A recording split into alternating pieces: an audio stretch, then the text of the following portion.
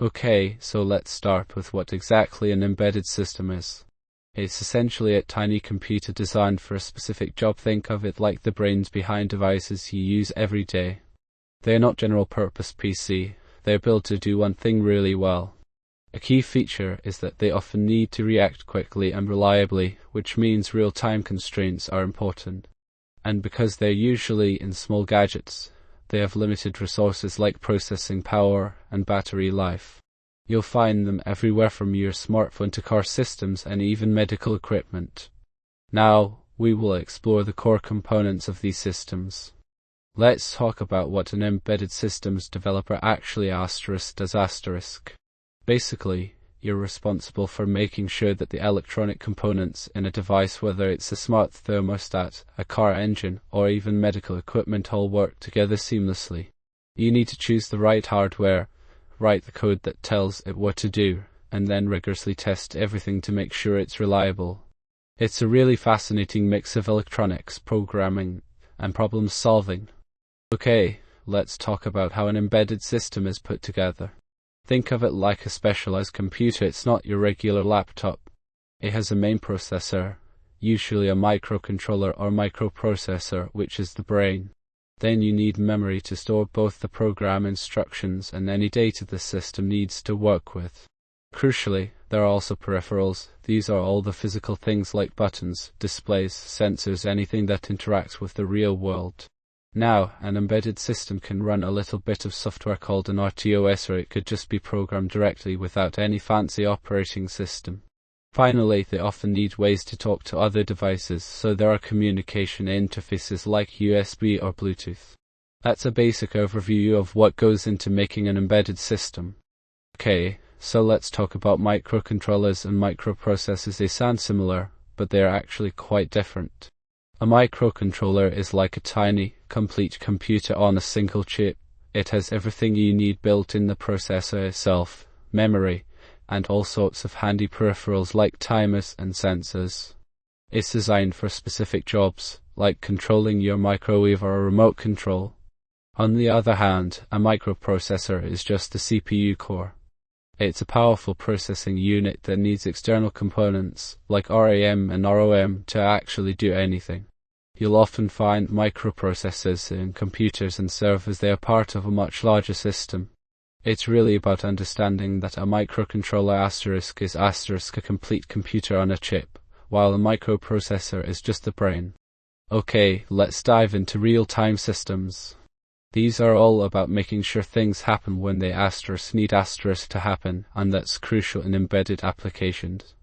Basically, a real-time system has strict deadlines. If you miss them, it can be really bad. We talk about deterministic behavior, knowing exactly how long something will take. There are different levels: too hard, firm, and soft, each with varying degrees of importance for meeting those deadlines. Okay, let's talk about RTOS. They are absolutely fundamental to building responsive embedded systems. Think of them as the conductor of an orchestra inside your microcontroller. They manage all those different tasks that need to happen, like controlling a motor or reading sensor data. A key part is task scheduling. It's how the system decides which task gets priority and runs first. We've got preemptive scheduling, where high-priority jobs can interrupt low ones, and cooperative scheduling, where things voluntarily step aside. And of course, we always need to be mindful of real-time constraints, making sure everything happens within a guaranteed time window. There are lots of different RTOS out there, each with its own strengths, so choosing the right one for your project is really important. Okay, let's talk about bare metal programming. This is where things get really close to the metal, literally. It means writing code that doesn't rely on an operating system. You're in direct control of every aspect of your embedded device. Think of it as building everything yourself. We'll cover key concepts like DMA, which allows hardware components to move data around without needing constant CPU commands, and interrupts those signals that tell the processor when something important has happened.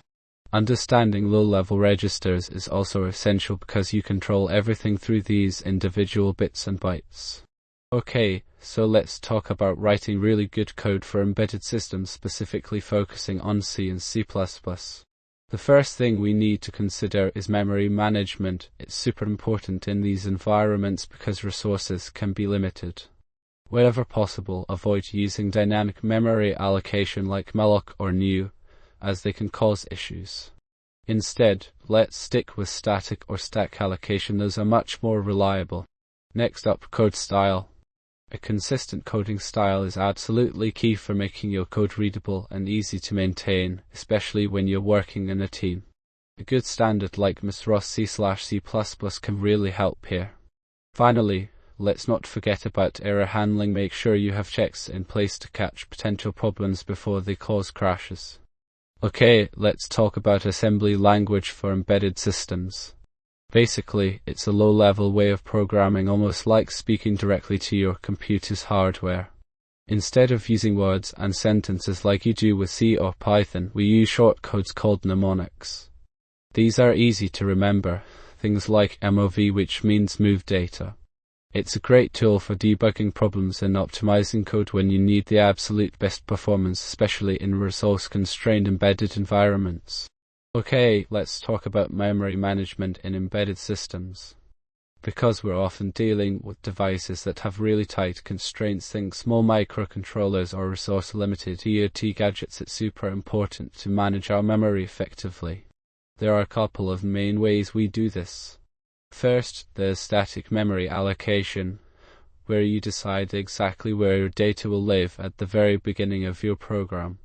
Then we have dynamic memory allocation, which lets us request more memory as needed during runtime, but it's also easy to mess up if you don't remember to release that memory later, leading to memory leaks.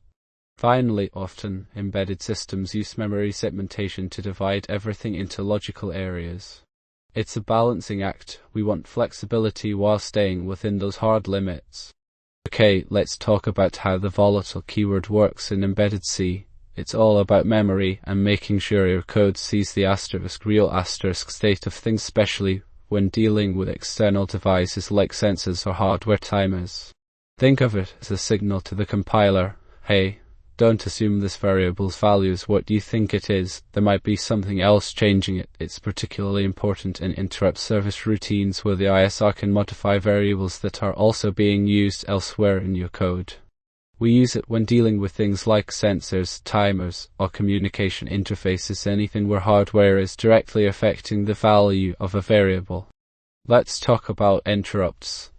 They're how your embedded system responds to things happening outside of its main program, like a button being pressed or a sensor detecting something. Basically, an interrupt is a signal that tells the microcontroller, hey, I need you to pay attention. The system saves what it was doing and jumps directly to a special routine called the interrupt service routine, or ISR, to handle the event. These ISR are really short and focused, just enough to deal with the immediate situation before returning control back to the main program. It's like a quick trip to handle an urgent message, then getting back to your regular work. Okay, let's talk about GPIO pins. They are really fundamental to how we control things in embedded systems. Think of them as tiny little switches that a microcontroller can flip on and off. GPIO stands for General Purpose Input/Output, and they are the physical pins you use to connect external devices like buttons or LED. Some GPIOs act as inputs, meaning they listen for signals maybe from a button press.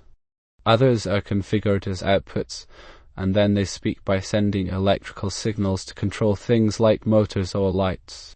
You need to set the pin's mode correctly, though, telling it whether it should be listening input or sending out output.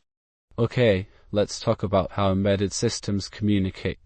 We've got three main protocols: UART, SPI, and I2C.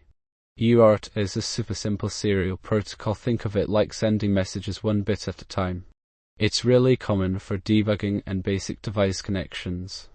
Then there's SPI, which is faster but needs more wires. It's great for things like sensors or memory chips that need to send data quickly. Finally, we have I2C, which allows you to connect multiple devices on the same bus, perfect for temperature sensors or real-time clocks. Each has its strengths and use cases depending on your project's needs. Okay, let's talk about CAN bus. It's a really important protocol when we're building embedded systems, especially in cars and industrial equipment. Basically, it is like a digital highway that allows different electronic control units (ECU) to communicate with each other reliably. It uses a system of prioritized messages, so only one device transmits at a time, avoiding chaos. The bus itself is the wiring connecting all these devices, and each device has its own CAN controller. A CAN message is like a little data packet containing important information, and it's built around different ID ranges. Some are for general data, others for critical systems like engine control or braking. Okay, let's talk about getting your embedded devices connected to the internet. Traditionally, we use serial communication for networking, but Ethernet and TCP/IP stacks are now super common. They allow you to remotely monitor and control your device, which is essential for a lot of IoT applications, think sensors sending data back to a server. At its core, it involves an Ethernet PHY that handles the physical signals, a MAC controller managing network access, and a simplified TCP/IP stack handling all the routing and protocol stuff. Several RTOSs like FreeRTOS provide libraries you can use for this. Okay, let's talk about ADC. They're super important when you're building embedded systems. Basically, they take something like a temperature reading, which is an analog signal that changes smoothly over time, and turn it into a number that your microcontroller can work with. Think of it as translating the real world into code. The resolution tells you how many levels of detail are captured. Higher numbers mean more precise measurements, and you need to sample at the right rate to get accurate data. There are different types of ADC like SAR, Delta Sigma, and Flash, each with their own strengths depending on what you're trying to measure. Let's talk about digital to analog converters, or DACs. These are super important in embedded systems because they allow our digital microcontrollers to communicate with the physical world. Basically, a DAC takes a number like the color intensity of an image and turns it into real-world voltage that can control something. It's kind of like translating from computer code to actual signals. There are different types of DAC out there, some using resistors, others more complex techniques depending on what you need them for. Okay, let's talk about PWM pulse width modulation. It's a really important tool for embedded systems developers, especially when working with motors. Basically, it allows us to control the speed of those motors by changing how long the power is on versus off. Think of it like a faucet. You adjust how much water flows out by controlling how long the tap is open. We use PWM to vary the asterisk duty cycle asterisk, which is just the percentage of time the signal is high. A 50% duty cycle delivers full power, while a low duty cycle reduces the speed. The frequency, how many times per second this pulse repeats, also plays a role. Too high, and you might draw more current than your motor can handle. Let's look at some key parameters like frequency and duty cycle to understand how they work together. Let's talk about timers and watchdog timers. They are super important for keeping your embedded systems running reliably. Think of timers as tools to schedule tasks or create delays, like blinking an LED at a specific interval. We have two main types: normal timers that count up, and down timers that count down. Now, watchdog timers are the real heroes here. They're designed to catch software errors if your code gets stuck. The watchdog timer will eventually time out and trigger a reset, bringing the system back to a safe state. It's like having an emergency button for your microcontroller. Okay, so let's talk about how we update the software on these tiny devices. First off, you have something called a bootloader. It's basically a very small, specialized operating system that runs right at the beginning of the process when your device turns on. Its job is to get things started. It handles initializing the hardware and then loads in the main application firmware. Think of it as the first step in a loading sequence. And critically, it also has a recovery mode. If something goes wrong with the main program, the bootloader can often help you recover or reinstall a new version. The process itself involves triggering the bootloader. This could be by pressing a button on the device, or even over a network connection. Then, it verifies that the new firmware is legitimate before loading it into memory, and finally restarting everything. Let's talk about how we build embedded system software. It's not just throwing code at a chip. We use a really important process called the Embedded Systems Development Lifecycle, or ESDLC. It starts with figuring out exactly what the system needs to do and documenting those requirements clearly. Then we design the overall architecture, thinking about all the pieces that fit together, like choosing our hardware and data structures. Next comes the coding stage, where we actually write the software, making sure it's well organized and easy to understand. After that, we need to test everything thoroughly to catch any bugs. Finally, we deploy the software to the device and keep an eye on things, fixing problems and adding updates as needed. It's all about building a reliable system from start to finish. Okay, let's talk about cross-compilation. It's a really important technique when working with embedded systems. Basically, you're building software for a different kind of computer than the one you're using to actually write your code on. For example, you might be developing on a powerful laptop but deploying to an ARM microcontroller. Cross-compiling allows you to do that seamlessly. You'll typically use tools like GCC or Clang. Both are fantastic compilers, but they need some configuration to know what target architecture you're aiming for. Getting the right configuration is key to success. Okay, let's talk about building our code, specifically how we get it compiled and ready to run on an embedded device. We'll look at two main approaches: makefiles and CMake. Think of a makefile as a recipe book for your project. It tells the computer exactly what steps to take to build everything from source code to executable. It's simple and works well for smaller projects, but can become a real headache when things get really complex.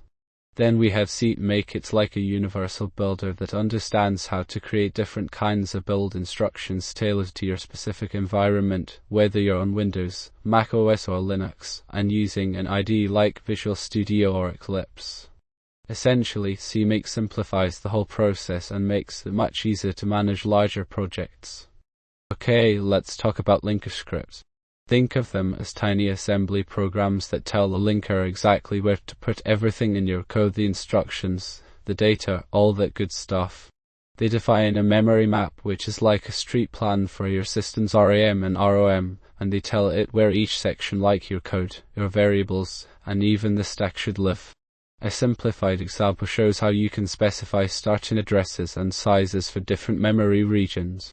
Getting this right is key to making sure your embedded program runs smoothly and efficiently. Okay, let's talk about debugging embedded systems. It's a crucial skill. We've got three main methods at our disposal. First up is JTAG, which is like getting direct access to the processor's inner workings, really powerful for initial testing and memory checks. Then we have SWD, a faster and more efficient version that uses fewer pins, often preferred in production.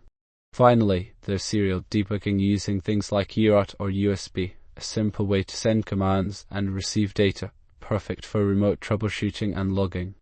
Okay, let's talk about in-circuit debugging. It's a big one for embedded systems. Basically, it lets you actually look at what's happening *on your chip as it runs. There are several ways to do this.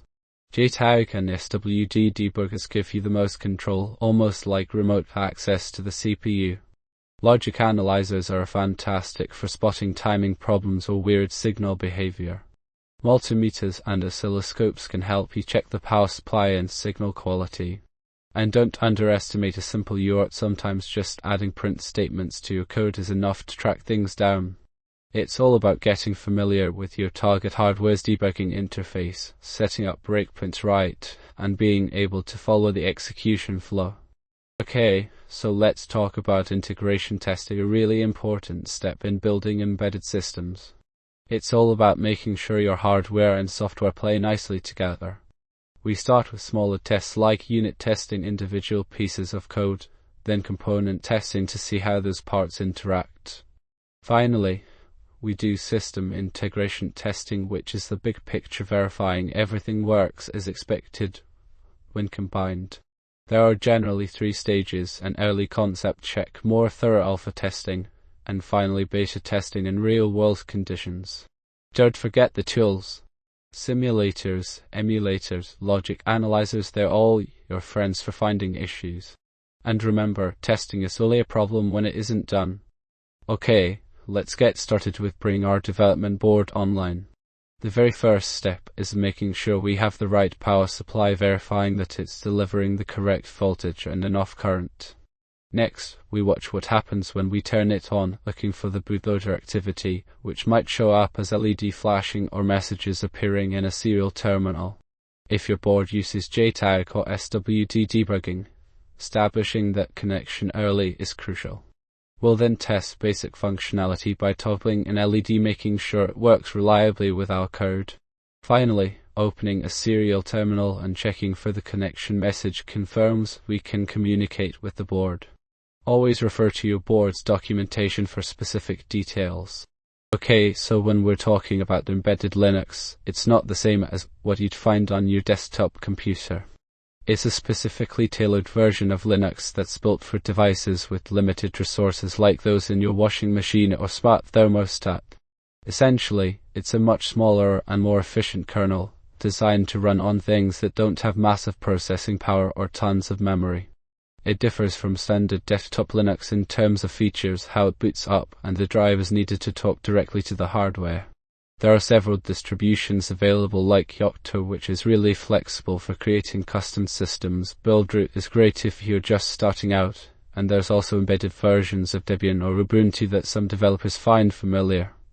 Okay, so after we've chosen the right hardware for our project, the next step is getting the kernel ready to run on it. We do this by configuring and compiling, basically building a customized core of the operating system. First, we use tools like Make Menu Config or Handy Default Configuration to select exactly what drivers and features we want in our kernel. It's like picking out the components you need for your specific board. Then we tell the tool which architecture and board variant we are targeting. This makes sure everything is compiled correctly for our hardware.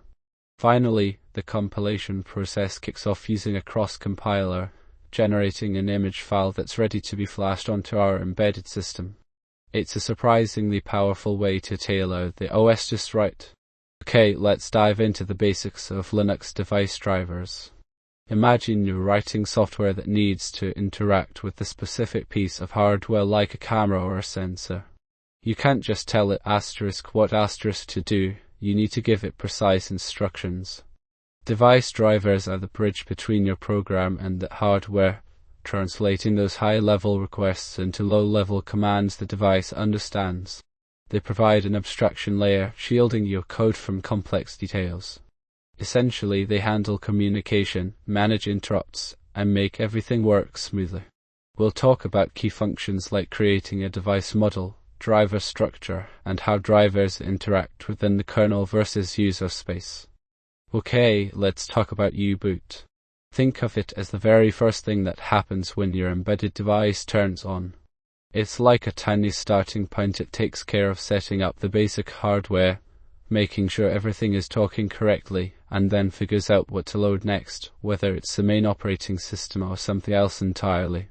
It provides a command line interface too, which is super helpful for debugging and tweaking things. Okay, let's talk about how embedded systems manage data. Because we're often working with devices that don't have a massive amount of storage or processing power like your computer, the standard file systems aren't always ideal. So developers use specialized ones. We've got YAFS, a really simple and quick option for smaller files on flash memory.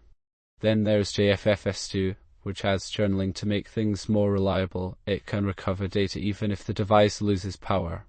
Finally, we have UBIS, designed specifically for larger flash drives and focusing on scalability. Think of each as a different tool for the job. The best choice really depends on what you're building. Okay, let's talk about flash memory. It's a really common component in embedded systems, but it works a bit differently than your regular computer hard drive. Flash memory has a limited number of times you can write to each cell, so we need clever strategies to make sure it lasts. One key thing is well leveling. Think of it like spreading out the work. It moves data around to prevent any one part of the flash from getting completely worn down and dying prematurely. Then there's bad block management. Flash chips inevitably have a few defective cells, so we need to detect and mark them as unusable. Finally, understanding how flash is erased at different levels, blocks versus pages, affects how quickly things can be written and how long data stays put. These techniques are essential for making sure your embedded system runs reliably over the long haul. Okay, let's talk about how to make our embedded systems use less power. It's really important, especially for things like wearables or sensors that run on batteries. There are a few key techniques we can use. Clock gating, which essentially turns off the clocks to parts of the system when they aren't needed. Voltage scaling, where we adjust how much power those components consume based on what they're doing, and using power management units to control everything intelligently. Finally, deep sleep modes are your friend. They put the entire system into a low power state when it's not actively running. These techniques can make a huge difference in battery life if you implement them thoughtfully. Okay, let's talk about power management in embedded systems. It's a really important aspect of getting your devices to run efficiently and last longer. There are several different power modes you can use, each with its own trade-offs. When the device is actively doing something, taking data from sensors, displaying information on a screen, it's in active mode, which uses the most power. Then there's standby mode, which puts the system into a low energy state, allowing it to quickly wake up when needed. Deep sleep goes even further, drastically reducing power consumption by essentially shutting down most of the components. And finally, hibernate. This is where everything gets flushed out to memory and then turned off completely. While powerful, it's not often used in smaller embedded devices due to its high energy consumption during startup. Okay, let's talk about security for embedded systems. It's hugely important because these devices control everything from your car to medical equipment, and a breach can be really serious. We need to understand the common threats like remote code execution, where hackers could take over completely, or attacks happening during the manufacturing process called supply chain attacks. Finally, it's also crucial to think about physical security. Someone might try to tamper with the hardware itself. To defend against these risks, we use layered security measures, Secure Boot, which makes sure only trusted code runs, minimizing the number of things exposed on the device that an attacker could exploit, and strong authentication so only authorized people can access it. Okay, let's talk about making sure our embedded devices can't be hijacked. We're going to cover Secure Boot and firmware authentication. These are like the first line of defense against bad code. Secure Boot is all about establishing a chain of trust from the very beginning, ensuring only authorized software gets loaded during startup. It relies on a hardware root of trust, which verifies each stage in the boot process. Firmware authentication takes this a step further. It uses cryptographic keys to confirm that the firmware itself hasn't been altered or replaced with something malicious. Think about securely storing those keys, usually within a secure element, and then verifying the firmware's integrity by comparing its hash to a known, trusted value. These two concepts together are essential for building embedded systems you can really rely on. Okay, let's talk about OTA firmware updates. They are absolutely essential for keeping our embedded systems running smoothly and securely. Basically, these allow us to push new software versions to devices without having to physically go out there and flash them. It starts with connectivity. The device needs a way to communicate with a central server. That server holds all the new firmware images, protected by strong security measures like digital signatures and encryption. Then, it's about choosing the right update protocol. Things like MQTT or HTTP are popular choices. Critically, we need a rollback strategy in case something goes wrong. And for extra safety, staged rollouts let us test updates on a small group of devices before deploying them to everyone. Okay, let's talk about functional safety in embedded systems. It's a really important area, particularly when you're building things like car electronics or medical devices. We have two main standards to guide us: ISO 26262 and IEC 61508. ISO 26262 is specifically for road vehicles. It helps determine how much safety we need in a system based on the potential risks involved. And IEC 61508 is broader. It covers functional safety across many industries. Both of these standards help us identify and reduce hazards by making sure our systems are reliable and don't fail unexpectedly. Let's talk about real-time scheduling, a crucial aspect of embedded systems development. We need to ensure our systems respond quickly and reliably. Rate monotonic is a simple but effective approach. We assign priorities based on how frequently a task needs to run, giving higher priority to faster tasks. Think of it like this: the quicker something needs to happen, the more important it is. Then there's EDF, or earliest deadline first. Here, we prioritize tasks by when they need to be finished. The task with the closest deadline gets the top spot. EDF is often considered ideal, but can be a bit tricky to put into practice. It's all about making sure things are done on time. Any questions? Okay, let's talk about a really important aspect of embedded systems development: timing. Specifically, we're diving into latency and jitter. Latency is simply the delay between when you send a command and when you get a response back. Think of it like waiting for your computer to process something. Jitter, on the other hand, is when that delay is inconsistent. It can be unpredictable, sometimes fast, sometimes slow. Why does this matter? Well, if you're controlling a robot arm or managing traffic lights, even a small amount of delay can have serious consequences. We need to make sure things happen reliably and predictably. To combat these issues, we can look at hardware upgrades like faster processors, use clever software scheduling techniques that prioritize what's most important, and choose the right communication protocols designed for low latency. Okay, let's talk about DMA, direct memory access. Think of it as a shortcut for data transfer. Instead of the CPU constantly moving information back and forth between peripherals and memory, a special controller called the DMA controller takes over. This frees up the processor to do other things, like running your application code. It's like having a dedicated delivery service that moves items directly where they need to be, without you needing to handle every package yourself. The result is faster data transfers and a more efficient system. Okay, let's dive into digital signal processing, or DSP. Think of it as the secret sauce that makes many modern embedded systems work so well. Basically, DSP is all about taking raw data from sensors and transforming it to do something useful. It starts with sampling and quantization, turning a continuous sound wave, for example, into numbers your system can understand. Then you'll encounter filters, which are like digital tools for cleaning up noise or highlighting specific parts of a signal. The fast Fourier transform, or FFT, is a really powerful technique that lets us see the frequency content of a signal. It's like hearing how much bass and treble there is in audio. And convolution? That's a core mathematical operation used to implement filters, but also for detecting patterns. Mastering these concepts will truly level up your skills as an embedded systems developer. Let's talk about how we really need to think about what's possible when building an embedded system. It's not just about writing code, it's about designing a solution that can actually fit in the space you have available. We're dealing with memory limitations. RAM and flash storage are often pretty tight, so careful coding is a must. Then there's the CPU. Its speed and architecture will determine how complex things can get. Power consumption is huge for battery-powered devices, meaning we have to think about minimizing drain and optimizing energy use.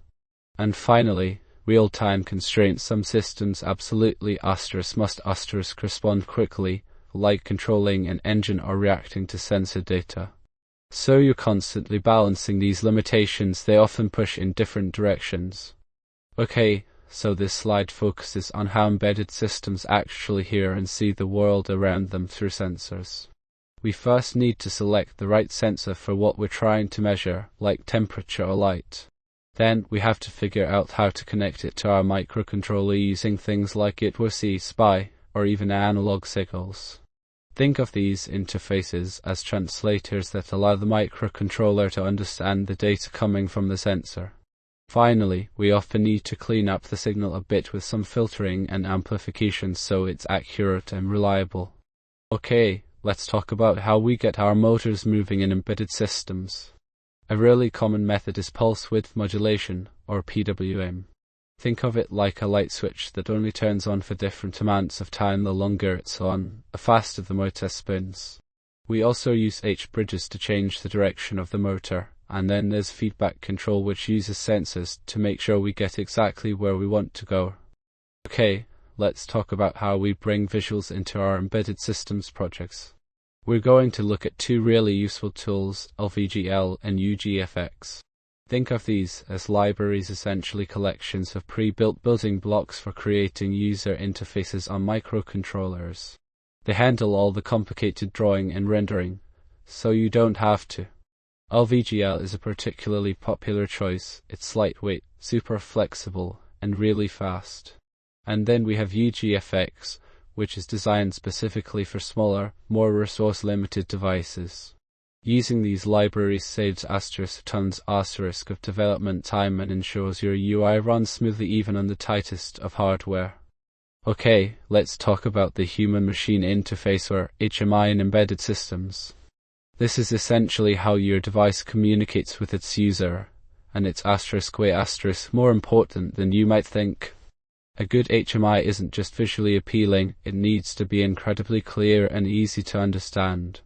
We want to prioritize simplicity and make sure users can quickly access the information they need without getting confused. Consider the context too. What does the user actually need to know at any given moment? And importantly, in safety-critical systems, design choices have serious consequences, so following regulations is paramount. There are different types of HMI, from simple buttons and switches to touchscreen displays. Understanding these options is key. Okay, let's talk about how embedded systems handle their data. Often, we need to store information locally on the device itself. Think sensor readings or device settings. That's where embedded databases come in. We have a couple of great options, LittleFS and SQLite for embedded. LittleFS is specifically designed for flash memory. It's really efficient and optimized for small devices like microcontrollers, which helps extend their battery life. It's super simple to use with a straightforward API. And then we have SQLite for embedded. It's a well-known relational database engine that has been slimmed down to fit into the constraints of an embedded environment. It supports SQL, meaning you can write complex queries if needed, and it handles transactions safely, so your data stays consistent. Okay, let's talk about how embedded systems connect wirelessly. We've got several protocols to consider, each has its place. Bluetooth is really great for simple connections like headphones or keyboards. It's easy to set up and works with a lot of devices. Zigbee is perfect if you need a reliable network that can spread out over a larger area. Think smart homes where sensors are scattered around. LoRaWAN shines when you're dealing with long distances and low data rates, like tracking assets outdoors or monitoring environmental conditions. And finally, Wi-Fi, which most of us are familiar with, offers more bandwidth and range but is also more complex to implement. Okay, let's talk about BLE, Bluetooth Low Energy. Think of it as a super efficient way for small devices to talk to each other wirelessly. It's really popular in embedded systems because it uses very little power, perfect for things like fitness trackers and smart home gadgets that need to run for months on a single battery. The BLE stack is built with several layers. The radio layer handles the actual wireless signal, then you have the baseband layer which manages connections. After that, there's the LLC and AFH layer, ensuring data gets reliably transferred while avoiding interference. Finally, the application profiles define how specific apps like a heart rate monitor or a smart bulb actually use the stack. Keep in mind things like battery life, speed of data transfer, and security are all super important when designing with BLE. Okay, let's talk about how we can make our embedded systems do more at once, specifically through multithreading. Essentially, multithreading lets us run different parts of a program seemingly simultaneously. It's really important for things like getting sensor data and controlling motors at the same time without making the system feel sluggish. Now, what is a thread? Think of it as a small piece of code that can run independently within a larger task. The scheduler decides which thread gets to execute next. Often it jumps around preemptively to give other threads a chance. But here's the thing. If multiple threads try to access the same hardware or data at once, you'll get problems. That's where synchronization comes in. We use things like mutexes, semaphores, and event flags to make sure only one thread can be working on a specific resource at any given time, preventing nasty race conditions and ensuring everything runs smoothly. Okay, let's talk about managing how different parts of an embedded system work together. We often have multiple threads or processes trying to access the same data at the same time. That's where concurrency control comes in. Mutexes are like locks. They make sure only one thread can use a specific piece of hardware or memory at any given moment.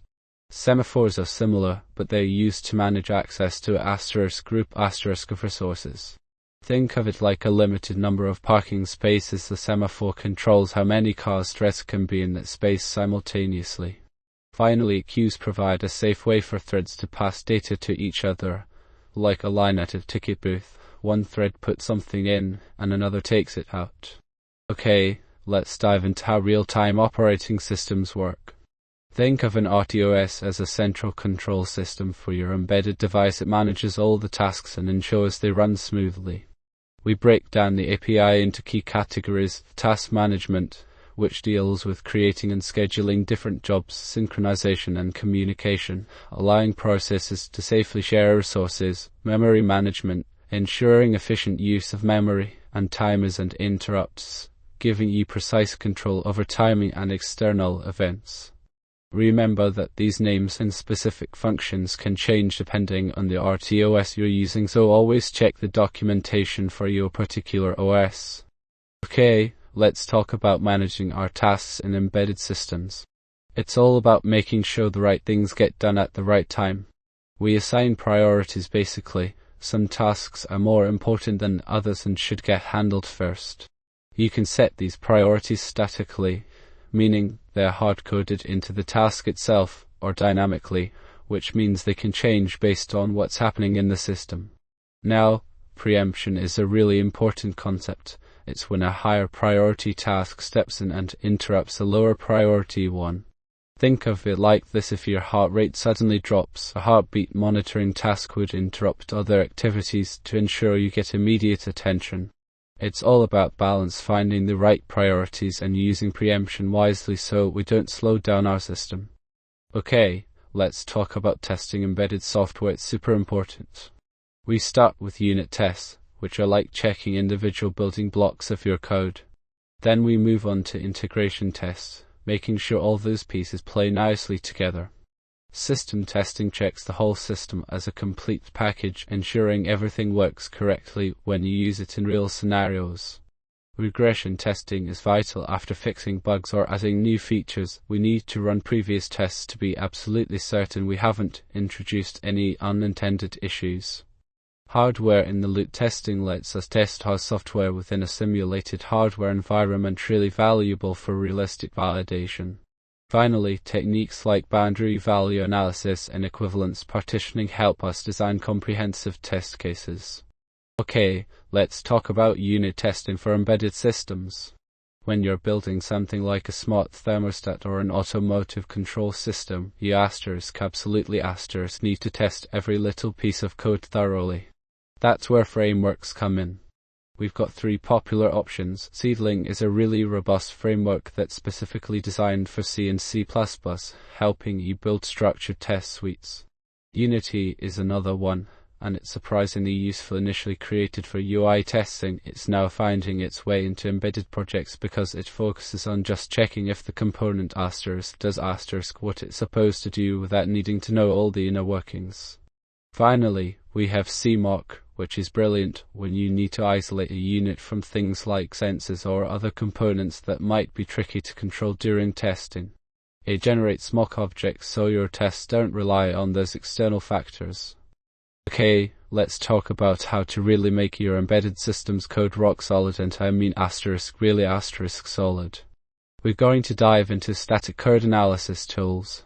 These aren't your typical testers. They don't run your code. Instead, they meticulously scan your source code for potential problems, things like memory leaks or tricky bugs that could cause issues down the line.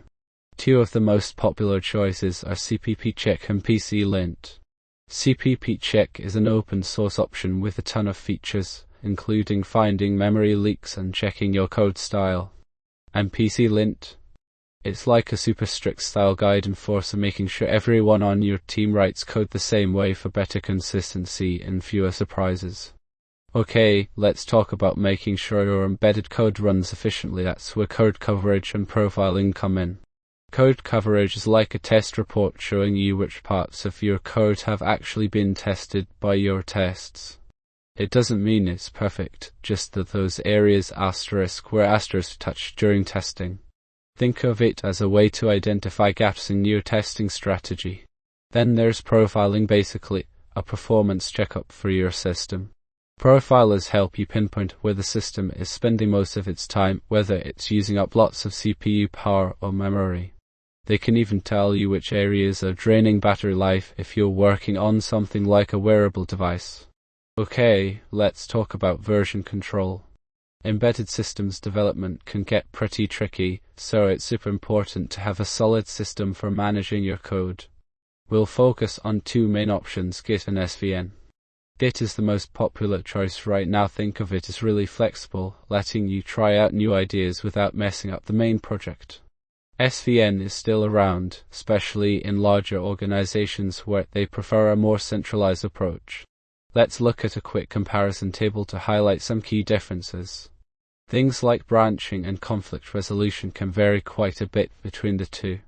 The core concepts are pretty similar, though you have repositories, commits, which are like snapshots of your code, and branches for working on different features independently. Git uses pull requests as a way to review changes before merging them, which is a really helpful workflow. Essentially, version control isn't just about knowing what changed, it's about making sure everyone's on the same page and that you can easily roll back if something goes wrong. Okay, let's talk about continuous integration (CI) and how it applies to embedded systems. Think of it as automating the build and test process. Every time you make a change to your code, the CI system automatically compiles everything, runs tests, and generates reports. We want to start with automated builds. Tools like Jenkins or GitLab CI are great for this. Then, we focus on unit testing, making sure each little piece of your code works correctly. Next comes integration testing, which is vital. It confirms that all those pieces work well together. If you're using hardware in the loop testing can be integrated too. And finally, regression tests ensure nothing's broken when you fix a bug or add something new. CI really speeds things up and helps catch problems before they reach production. Okay, so when you're developing embedded code, you don't want to be stuck constantly deploying to actual hardware just to test a simple change. That's where emulators and simulators come in handy. An emulator is kind of like a software copycat. It tries to exactly replicate the target device's behavior on your computer. A simulator, however, focuses on simulating specific parts of that system, often prioritizing speed and performance testing. Think of it as focusing on what's important for your code to work efficiently without needing the whole thing. Okay, so let's talk about porting software, basically moving your code from one type of computer chip or processor to another. It's not as easy as just changing the target platform. Different architectures have different rules and ways of doing things. We need to really dig into how memory is organized, how peripherals like sensors and displays are accessed, and even the basic instructions that the processor uses. Each architecture, whether it's ARM, MIPS, or something else, has its own quirks. It's important to be aware of these differences and use a systematic approach. Think about creating layers in your code to hide the specifics of each architecture from the rest of the program. Refactoring can often help to make sure you carefully examine what's going on before you start moving things around. Okay, so when we're talking about securing embedded systems, it all starts with protecting what's stored and how data travels. Let's look at storage first. Things like hardware security modules are really great for keeping your keys safe from tampering. Trusted execution environments provide a secure area within the processor itself. And don't forget about encrypting flash memory. If someone gets access to your device, they can't read the data without the key. Now, moving on to communication, we have protocols like TLS and DTLS that are vital for encrypting what's being sent back and forth between devices and servers, especially important for things like EOT. And finally, mutual authentication makes sure both sides know exactly who they're talking to. Okay, let's talk about cryptography in embedded systems. These devices, your smart thermostat, your car's infotainment system are getting smarter and more connected, which means they need protection. The challenge is that they often don't have a ton of computing power or memory, so we can't just throw a massive cryptographic library at them. We really need to focus on lightweight algorithms like AES-128 and SH-256. Often, hardware acceleration things like dedicated crypto cores are vital for making it all work efficiently and without draining the battery. And of course, protecting the boot process itself and keeping those keys super secure is absolutely critical. Don't forget to consider side channel attacks. Either these sneaky attacks can reveal information about your cryptography even if you're doing everything right. Okay, let's talk about generating random numbers in embedded systems. It's not as straightforward as just clicking a button. Because we often don't have access to full operating systems or powerful libraries like you would on your computer, we need to get creative. There are two main approaches. We can use dedicated hardware that generates randomness itself. These are called hardware random number generators. Or we can utilize algorithms running right in the microcontroller, known as pseudo-random number generators. These are essentially deterministic sequences that look random. A really common one is called an LCG, or linear congruential generator. It's quick and easy to implement, but it's important to understand its limitations, particularly around choosing a good seed value for the initial state. Seriously, a predictable seed completely ruins any chance of truly random numbers.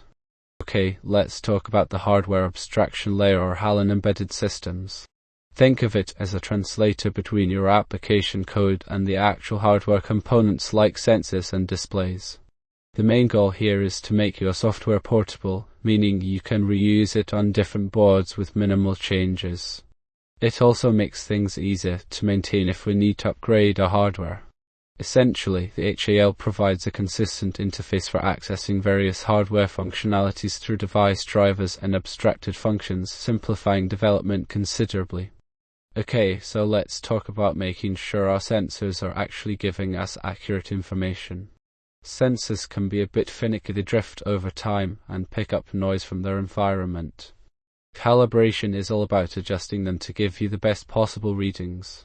We have different techniques like setting a 0 point when there's no input, or comparing readings to known standards for span calibration. Then, sometimes sensors aren't perfectly linear, so we need to correct that too. Now, what happens if a sensor gives us a bad reading? That's where our handling comes in.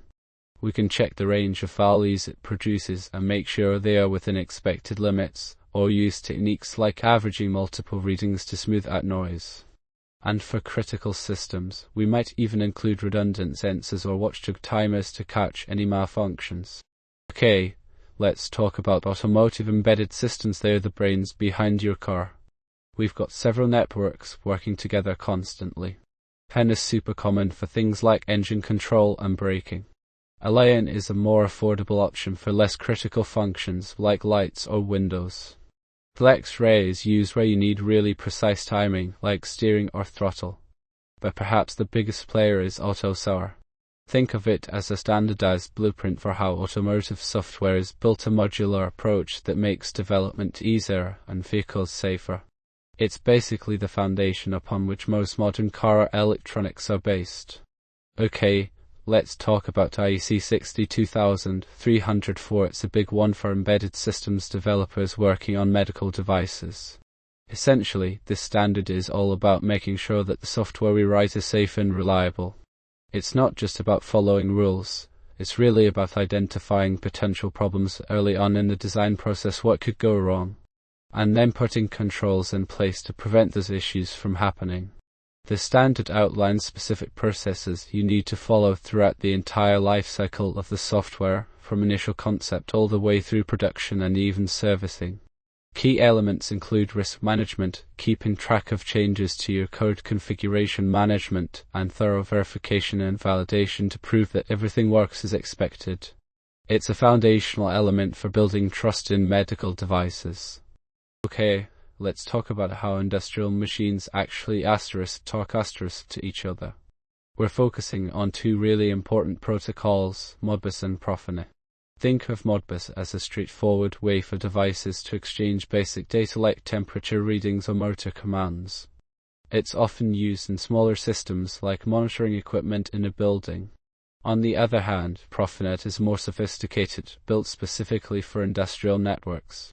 It handles a lot more complex communication and offers features that are really crucial when you're dealing with large, automated factories, things like error detection and redundancy. Basically, Modbus is simpler and easier to get started with, while Profinet is the powerhouse for larger, more demanding applications. Okay, so let's talk about building embedded systems specifically for things like smartwatches and other wearable devices, plus a whole bunch of IoT gadgets out there. A big part of this is understanding that these devices often have really limited power. We need to be super careful with how much energy they use. Then you've got connectivity. Bluetooth Low Energy is very popular for wearables because it uses so little power, but Wi-Fi or even cellular might be needed depending on what the device does. Finally, wearable devices are packed with sensors like accelerometers and gyroscopes. We need to know how to effectively integrate those into our designs, and of course, you always have to think about making sure the device is comfortable and easy for the user to wear. Okay, let's talk about battery management systems, or BMS. Think of them as the brain behind a battery in your embedded device. They're responsible for keeping everything running smoothly and safely. A good BMS constantly checks the voltage, current, and temperature of each cell. It also estimates how much charge is left, that state of charge, and even tells you how healthy the battery is over time, that state of health. Essentially, they protect the battery from being damaged by overcharging or overheating, and they help maximize its lifespan. Okay, let's talk about bringing machine learning to the edge, specifically with TinyML. Think of it as making AI happen right on your microcontroller, not just relying on a cloud server. TensorFlow Lite Micro is a really clever adaptation of the bigger TensorFlow library that's perfectly tailored for the smaller devices. It lets you run ML models directly on things like sensors and wearables, which can be super useful because you don't need constant internet access. We talk about edge inference, processing data locally, model optimization to make sure your models aren't too big, and low power operations so that battery life isn't a limiting factor. TinyML is being used for all sorts of cool things like recognizing gestures or monitoring the environment. Okay, let's talk about FPGAs. They're surprisingly relevant to embedded development. Think of them as programmable hardware chips that you can tailor exactly to your needs. Unlike traditional microcontrollers, which are fixed in their capabilities, FPGAs are reconfigurable after being manufactured. This means you can build custom logic circuits directly onto the chip. They are really useful for speeding up demanding tasks like signal processing or image recognition, essentially moving some of the heavy lifting from your processor to specialized hardware. And because they are programmable, if requirements change later on, you don't need a new board, you just reprogram the FPGA. It's all about providing that extra edge and flexibility for your embedded systems projects. Okay, let's talk about how embedded systems handle audio and video. It's a really interesting area because we need to get the most out of limited resources. Basically, when you're trying to play a movie or music on something like a smartwatch or industrial controller, that data audio and video is compressed using codecs like H.264 for video and AAC for audio. We then have to decode that compressed information back into its original form. Choosing the right codec is important. It's about finding a balance between how well it compresses the data and how quickly it can be decoded. Often, hardware acceleration using specialized processors built into the chip is key here because decoding these formats can be super demanding on the CPU. Finally, we have to think carefully about memory usage and making sure everything happens in real time so you don't get choppy playback. Okay, let's talk about ASICs. Think of them as custom-built computer chips designed to do *1* thing incredibly well. Unlike microcontrollers that are like general-purpose computers, or FPGAs which you can reprogram, an ASIC is specifically built for a particular application. This means they offer the best possible performance and lowest power consumption, perfect for things like audio processing in headphones or controlling motors in robots. While the initial design cost can be high, if you're making a lot of these devices, it can actually be cheaper than using a more flexible solution. Okay, let's dive into how we make sure our embedded systems don't cause interference or get messed up by it. EMC and EMI are really important for getting things working reliably.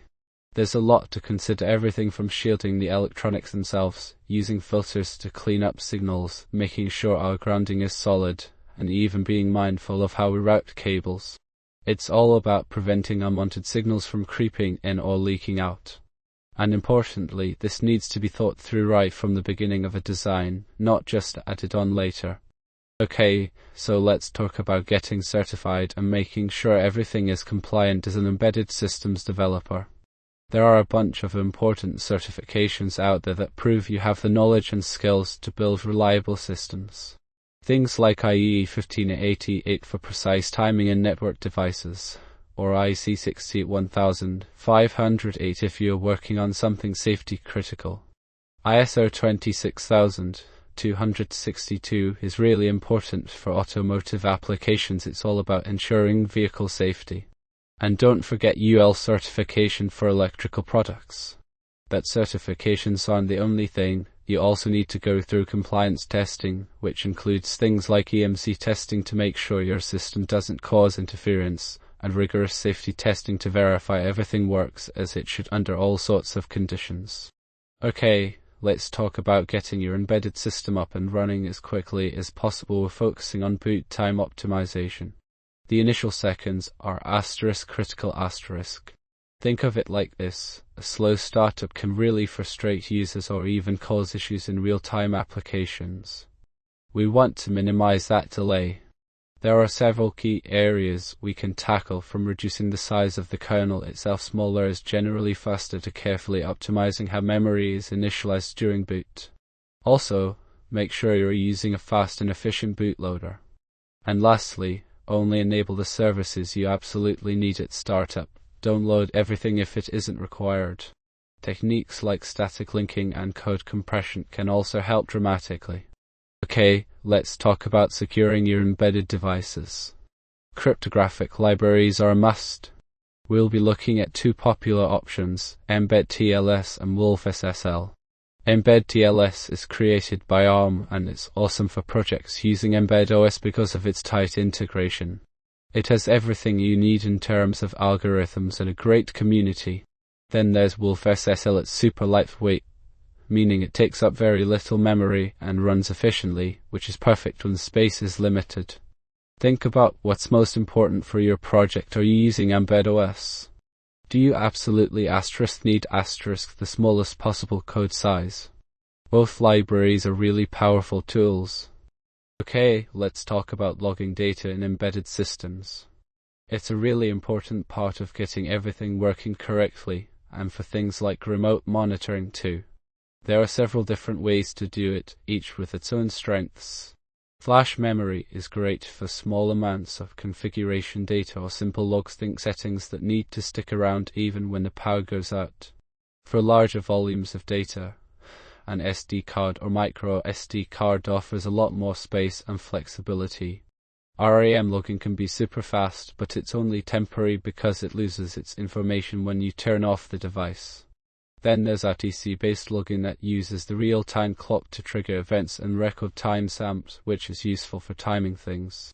When choosing, think about how much data you need, how quickly you want to store it, and how much power your system can use.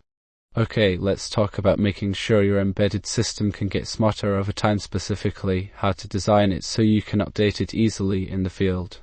It's a really important consideration because things change. We want our devices to stay relevant and secure without needing costly replacements or complicated installations. There are a few key strategies we can use. First, over-the-air updates are essential. Think of it like software updates on your phone, but for embedded systems. Then, modular design is super helpful. Breaking down the system into smaller, independent parts lets you update just one piece at a time, reducing disruption. Managing flash memory efficiently is also key to leaving room for those updates. And lastly, always make sure you have secure boot and verification processes in place so only trusted firmware gets loaded. Let's talk about monitoring devices out in the real world. Remote device telemetry is a really important part of being an embedded systems developer. It's all about getting information from those gadgets that are living their lives outside our immediate control. These devices, like sensors or machinery, constantly collect data, everything from temperature and pressure to where they are located and how much they're being used. That raw data then gets processed maybe a little bit on the device itself before it's sent off wirelessly, often using technologies like LoRa WAN or cellular networks. This information is transmitted to a cloud platform where it can be stored, analyzed, and turned into useful insights through dashboards and alerts. Think of it as giving your devices a voice and letting you know when things aren't quite right. Okay, let's talk about embedded web servers and how they fit into the bigger picture of embedded systems development. Essentially, these are tiny web servers running right on your microcontroller. Think of it as a miniature server inside a small device. They are important because many embedded devices need to communicate over networks like Wi-Fi or Ethernet. HTTP servers are the protocol that makes all this work. They're what power almost every website you visit. Embedded web servers implement these protocols, and they're designed to be really lightweight, have low latency meaning fast response times, and often include security features like encryption. Okay, let's talk about keeping time right in our embedded devices. These little guys often run on their own clocks, but it's really important to make sure the clock is accurate. Think logging data consistently or coordinating with other systems. One of the biggest problems we face is drift. These internal oscillators aren't perfectly stable over time. Also, relying solely on NTP can introduce delays if your network isn't super reliable. It's also crucial that the timing matches across both the hardware and software parts of a system.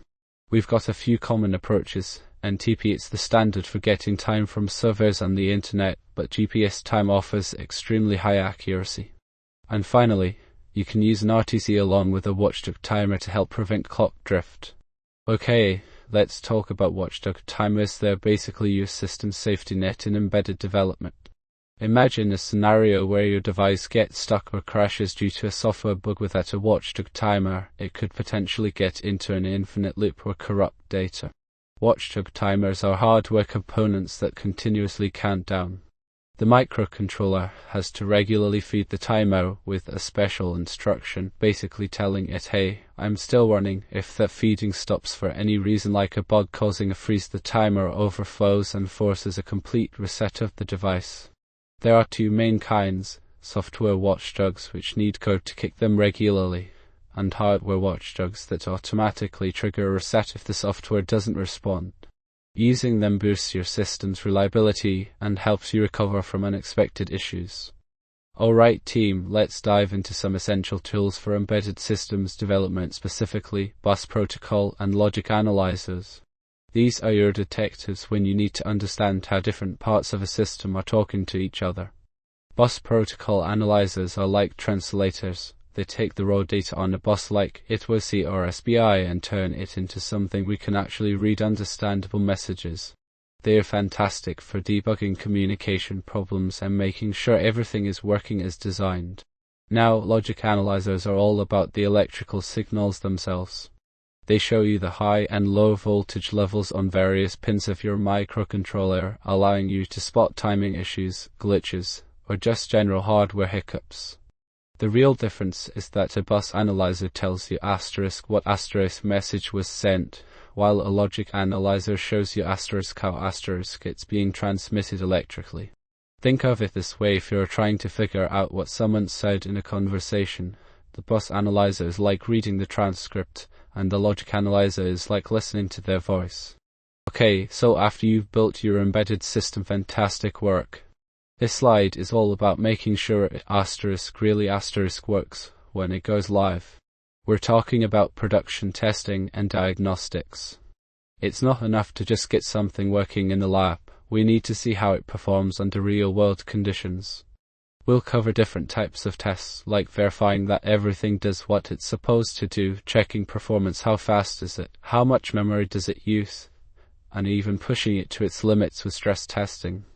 And then, when we find problems, which we inevitably will, we have a few diagnostic techniques we can use, looking to track behavior, monitoring hardware components, and sometimes deliberately introducing faults to see how the system reacts.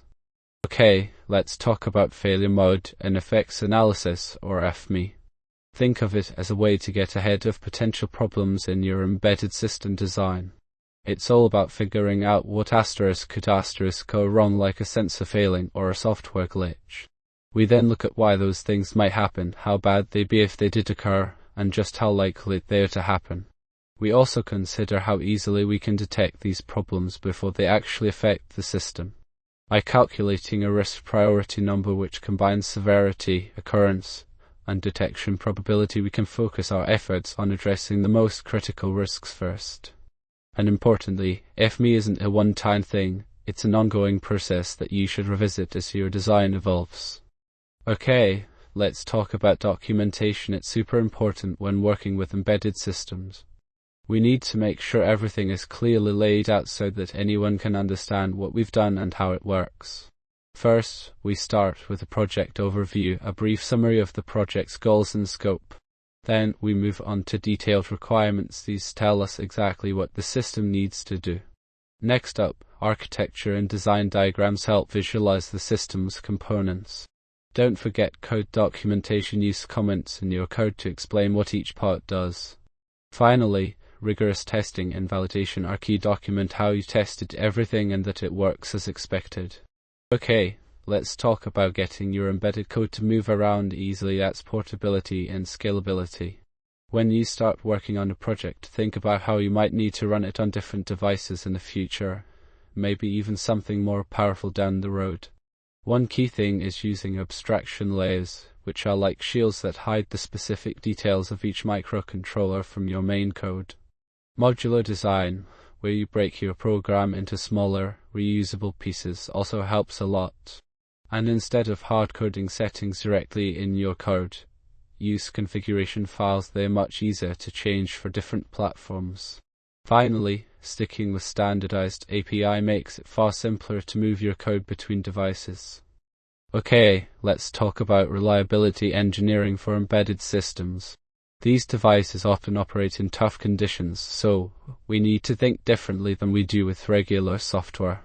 The core idea is to design your system knowing that failures will occur and build it to handle them gracefully.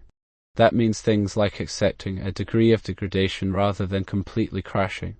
We'll also look at fault tolerance, how the system can detect and recover from errors, often through techniques like redundancy or error correction codes. It's not enough to just test in a lab. You need to stress test your designs with simulated real-world conditions and built-in ways to easily debug and maintain the system. Okay, let's talk about end-of-line or EL testing. Think of it as the final quality check on a device, specifically the very last few millimeters of silicon. It's surprisingly important because even tiny variations at that edge can cause bigger problems down the road. We use techniques like laser profiling to measure the device's height and shape perfectly, electrical tests to ensure signals aren't getting messed up by noise, and optical inspections for surface defects. Basically, we want to make sure everything is exactly as it should be right up to the very end. It's about preventing unexpected failures in critical applications, things like cars or medical equipment where reliability matters most. Okay, let's talk about debugging hardware in embedded systems. It's a really important skill. Often when things aren't working quite right, the problem isn't with your code, but rather something going on at the circuit level. To tackle these issues, we rely on some powerful tools. Logic analyzers are fantastic for seeing exactly what signals are doing as they flow through the system, like a digital movie of how everything's connected. Oscilloscopes let us examine analog voltages and currents to find problems with signal quality. Then there's JTAG debuggers, which give you incredible control over the microcontroller itself, letting you step through code line by line and look at memory. Finally, simple tools like multimeters and decoupling caps can catch basic issues that might otherwise be missed. The key is a systematic process. First, make sure you can reproduce the problem consistently, then try to narrow down where it's originating, and finally test out your ideas with these debugging instruments. Okay, let's talk about making your embedded code leaner and faster. We often think about features first, but it's vital to consider how much memory and processing power we're using. When optimizing for size, things like removing unnecessary code, getting rid of what we don't need, and choosing the right data structures are key. Similarly, if speed is critical, look at your algorithms. Can you use more efficient ones? Thinking about how efficiently your program accesses memory can also make a big difference, as can designing interrupt routines to be as quick as possible. It's all about finding the sweet spot for your specific project. Thank you for watching.